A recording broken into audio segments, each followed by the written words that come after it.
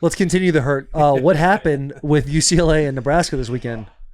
Dog, I don't know, man. It was an off day for Raiola. Off day. Yeah. Just tough. You take Ohio State into the fourth quarter, and you'd think you're not going to allow a 2-5 team to come into Memorial and beat you.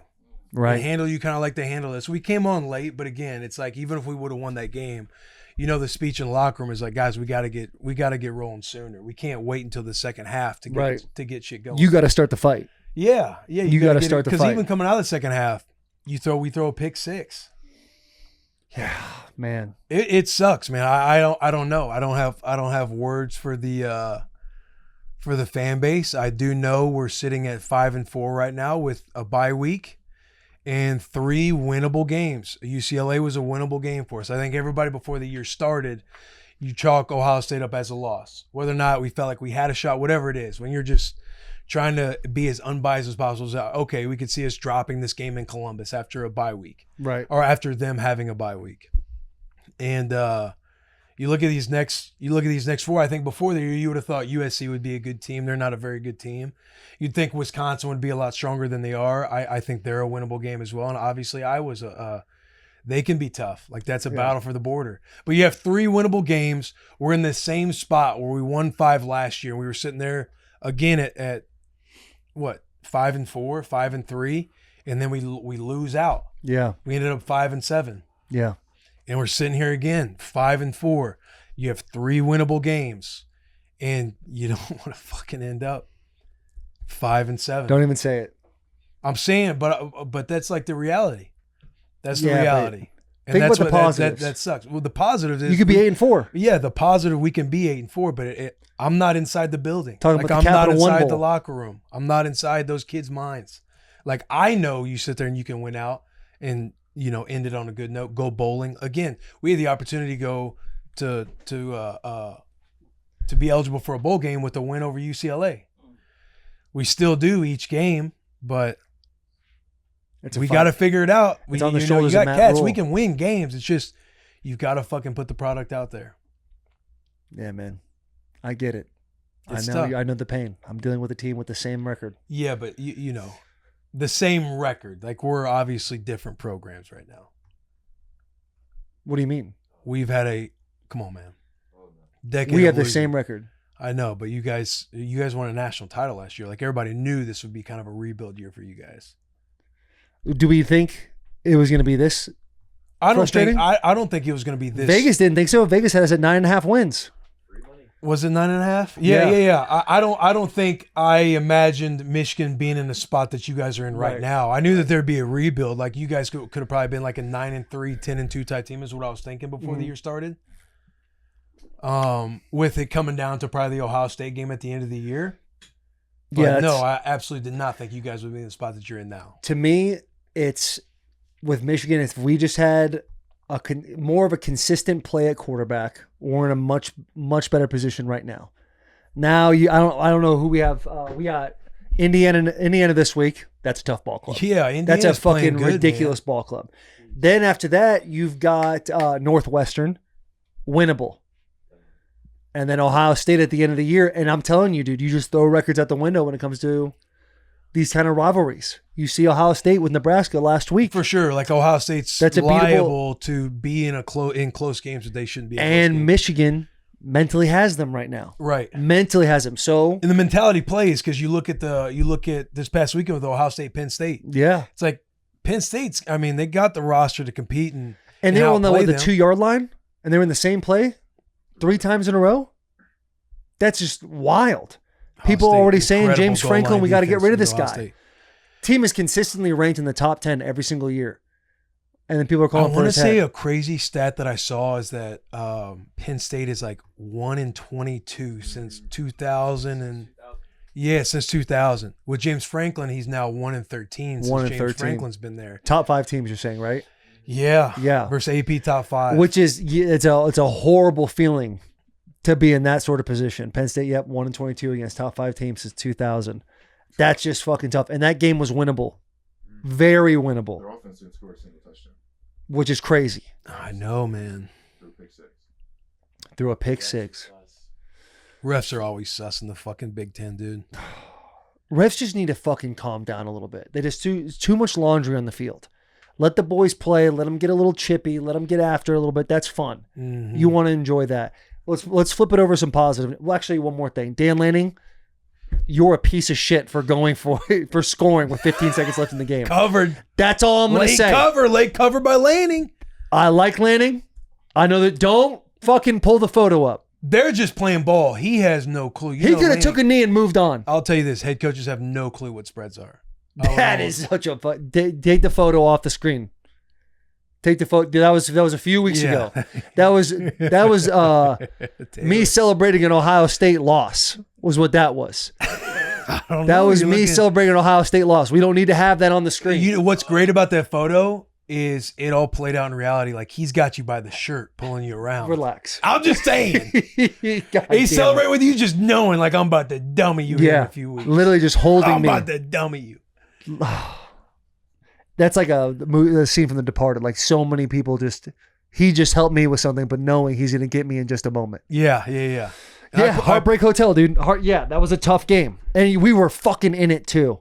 We were in it. We go for it on 4th down in the red zone to get it. Don't get it. They end up scoring. It just... And also, back shoulder throw in Oregon's first drive. Throws a back shoulder throw. That ball drops on the ground. What's his name? They kicked the PAT. Will Johnson. Will Johnson. No, Will Johnson didn't play. He didn't play that game. Is he number 2? He's number 2, but he didn't play. Yeah, that was on him. Bro, I'm telling you, he wasn't in the game. He has a lower leg injury. He did not play. I even Googled it. Oh, look at that. Maybe it 12. 12. He's got to add a digit. Yeah, gotcha. The 1 snuck in there. I saw the 2 thinking. But like, he drops this ball. They kick the PAT, and then they show the replay. You guys are going to tell me we have all this technology in the world now, all these camera angles, and no one's going to say nothing until after it's over? That's pretty wild, right? That is wild. That's a missed And call. on the same exact drive, block in the back that would have taken them out of field goal range. That was not called. Very obvious block in the back. Then Michigan doesn't get the 4th down. Those 3 things happen. Michigan wins that ball game. I don't know if you guys are ever winning, but yes, it's a close game. What are you talking about? 38-21. I'm with yeah. But there was a moment where it was a moment where it was close. Yes. 38-17. Late cover. Thank God. I placed an irresponsible bet. Just crazy that Lanning wants to do that to the reigning national champs. That's wild. Wait, the new apex predator, man. Oregon duck. Ducks. He's a Oregon duck. Ducks in the Big Ten. The ultimate apex predator is now a duck. Yeah. One of the most fragile things out Who there. do you think's going to be in the Big Ten championship? Indiana and Oregon. I think so too. Yeah. I think so too. Indiana is a strong ball club. Who is Spagnetti? What's his dude's name? Signetti. That guy, with him hitting the press conference, Google me, I win quote, like, dude, that is, and then just continues to do what he does. You put on an Indiana ball game right now, the commentators are saying this guy from Auburn, that guy from FSU, this guy transfers out the ass. This dude said, fuck a rebuild. We're going to go in to Bloomingdale? What the hell is this? Bloomington? And we're just going to rewrite history with this ball club. That is nuts. It's going to come down to that last game of the year. Indiana at Hawaii. At Hawaii. At Ohio State. And that's going to be the play-in. I think Indiana wins that game. Yeah, that'll be an awesome game. Indiana's playing well, man. They're rolling, ranked top 8. They got to watch out for 10. Michigan. They got to watch out for Michigan. I'm just telling you. For sure. They can't overlook any of these games. Sorry. So here's our predictions. The first college football playoff ranking comes out tonight as you're listening to this episode. And we had some rankings at the beginning of the year. Let's see how we've done. I have in there Georgia, Ohio State, Texas, Florida State. Oh my God, what a brutal pick. The ACC now is going to be SMU or Miami. Yeah. SMU or Miami. Then I had Alabama. I don't think they get in. Oregon, Utah, which there's ass. Yeah, it's a bad pick. Ole Miss, bad pick. Nebraska, bad pick. Notre Dame can get in with the rest of their schedule. Tennessee is in an interesting spot. They could still get in. Oklahoma State, bad pick. I think the Big 12, man, is going to come down to Kansas State. Oh, well, they just lost. They just lost. Yeah. But they still have. They can still win out because believe they got Iowa State, which is going to come down to Kansas State, Iowa State. I think Colorado. BYU still in. Oh yeah, my fault. No disrespect to BYU. Yeah, BYU's in there. Shout out the Super Soakers. Yes, yeah, I completely forgot about BYU. Um, That's on me. But yeah, even Colorado can still do it, bro. They're a 2-loss team right now, and they have a schedule that they can win out on. Lost to some good teams. Right, good ball clubs. but they could be on the outside looking in. Like, let's say BYU. Bring up BYU the rest of their schedule, because. Yeah, BYU has Utah, Arizona State, Kansas, and Houston. They could win out. Say Iowa State takes care of business. It'd be BYU and Iowa State. And if Colorado's in there like a 2-loss team on the outside looking in, if BYU throttles Iowa State, like Colorado could be looking at a late spot to get in there. That would be crazy. That'd be crazy, man. That'd be wild. I'm going to skip over my first name that I have. Michigan? Yep, but I'm going to go Texas, Georgia, Oregon, Notre Dame, Ole Miss, Ohio State, LSU, Tennessee, Alabama, Mizzou. That's a tough one. And then I had Iowa in there as well. That's a bad one. That was just two kind of Yikes. That was A couple of pretty yikes good. right there.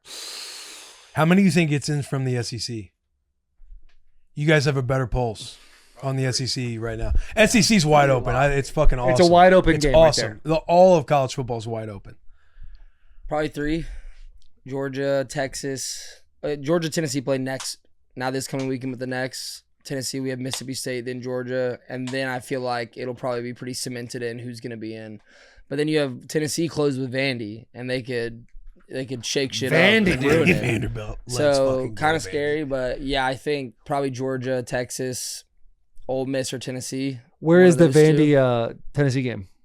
I believe it's in Knoxville. It's in Knoxville. Oh, is it here? Oh, is it? Okay. You going to go? That's going to be fun. Yeah, I'll go if it's here for sure. And I mean, It's South always at Carolina had a Thanksgiving. massive win, bro, over A&M. You guys finish out being a 3-loss team. Like, there's going to be a few 3-loss SEC teams that are going to be argued about to get in the college football playoff. There's so many good 3-loss teams. Yeah. And really it's so funny just with Vanderbilt. Like this week, South Carolina versus Vanderbilt is massive. Big implications. Huge implications. I know. I have to go to a freaking wedding in Franklin. God!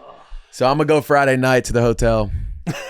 see if I can't talk to the team, talk to Beamer, make sure we stay on the right path. Bro. But no, I mean, The fall. Isn't this your second one? yeah. Fall weddings. Fall Fuck, weddings, man. dude.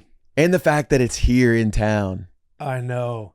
Imagine if you had to go to South Carolina for a wedding. Yeah, that's painful. Brutal. the But yeah, game- dude. Gamecocks. It's going to be, this is the best year possible to have a 12-team playoff. Yeah. This is going to be, Turning out to be. yes. Like last year, you saw kind of the top 6-7 teams. It was pretty much laid out where it was at.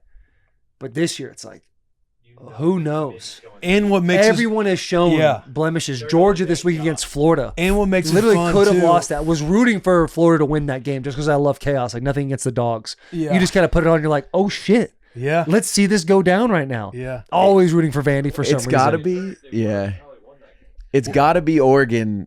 Oregon has to be, I feel like, head and shoulders above everyone else. Not head and shoulders, As but as of right now. the way their yeah. season has gone, too, they do get better every single Here's week. what I worry about, dude, is when we were in Oregon watching this Ohio State, like you see Ohio State run out the tunnel. Their boys are bigger, like just talking about like in the trenches. Mhm. Their boys are bigger, stouter, like they had a look about them that Oregon, I don't really see. I don't see Oregon like having the durability or Well, I the was like gonna say, the yeah. movement.